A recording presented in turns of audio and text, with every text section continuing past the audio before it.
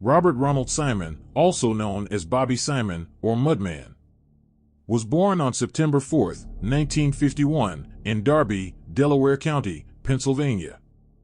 Throughout his youth, Mudman was a member of an Upper Darby Street gang known as the Warlords. But after merging with another group from Darby, the two groups would eventually create the Warlocks Motorcycle Club, also referred to as the Philly Warlocks, in 1967. The Philly Warlocks are self-described as a one-percenter outlaw motorcycle club. And according to reports, the Warlocks menaced the state of Pennsylvania during the 1970s. And Mudman was always in the mix, often described as an ill-tempered and especially dangerous member by those who knew and encountered him. It's alleged that at various points in his career as a hardened outlaw biker, Simon burned down a store in Ocean City, New Jersey.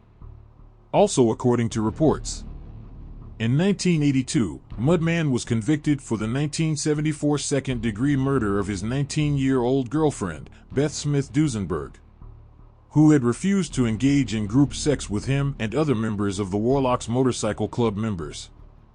According to his fellow Warlock bikers, Simon talked about having sexual intercourse with Duesenberg's mummified corpse after he buried it in a water-filled strip mine near Hazleton. It's alleged that he even hoped to decorate his jail cell with physical photographs of such evidence.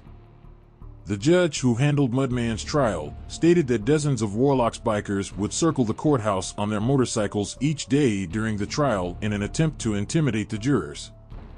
Some people believe that this was the reason behind his conviction for second-degree murder instead of first-degree murder. Nevertheless, Mudman would subsequently receive a 10 to 20-year sentence for the homicide and was initially housed at State Correctional Institution Graterford. It's been reported that throughout his prison tenure, Mudman received a total of 49 misconducts, which included drug trafficking in addition to drug use. Mudman was also suspected of murdering another inmate at State Correctional Institution in Pittsburgh during his incarceration period.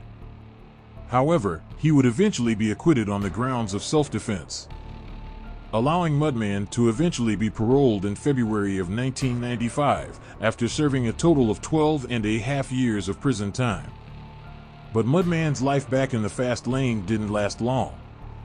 Sadly enough, it was only 3 months after his release on May 6, 1995, when Mudman, along with the vice president of the Warlock South Jersey chapter, Charles Shovel Staples, were both sitting in a car in Franklin Township, Gloucester County, New Jersey, when they were pulled over by Franklin Township Police veteran Ippolito Lee Gonzalez as part of a routine traffic stop.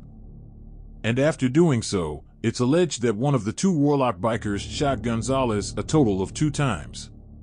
The first bullet passed through the side of his neck, knocking the officer to the ground. The second and final gunshot entered Gonzalez's skull behind his right ear, lodging itself within his brain. Immediately following the shooting, both Mudman and Staples tried fleeing the scene, but were soon pursued by nearby police officers who had heard the 2 gunshots on Sergeant Gonzalez's radio request for backup.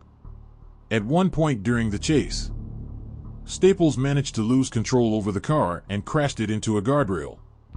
Mudman promptly departed from the crashed vehicle's passenger side and attempted to flee the area on foot while aiming his gun at one of the responding police officers who was ordering him to halt. After refusing to abide the warning, the officer shot Mudman in the leg, which caused him to flip over the guardrail and surrendered to the authorities thereafter. Both Mudman and Staples were then taken into police custody and charged for the murder of Sergeant Gonzalez. And despite pressure from his fellow Warlocks, Simon eventually confessed to the crime and, as a result, he was sentenced to death by the state of New Jersey in April of 1997. But Mudman's story didn't end there. According to reports, Mudman had a reputation for taunting fellow inmates at New Jersey State Prison and apparently selected a convict named Ambrose Harris who had been on death row for kidnapping and killing 22-year-old Kristen Huggins. Harris and Mudman had been living in side-by-side cells in the facility's capital sentence unit. On September 7, 1999, a reported fistfight broke out between Harris and Mudman in one of the prison recreational areas. According to reports, Harris repeatedly kicked and stomped Mudman before jumping from a table's stainless steel stool and landing on his head, fatally crushing Mudman's skull, putting an end to Mudman's death sentence years before he was scheduled to be executed. Now, as always, we would like to know what you think about this video down below in the comment section. Also, don't forget to like the video, share the video, and if you're not subscribed to the channel, please subscribe to the channel. Until next time, peace.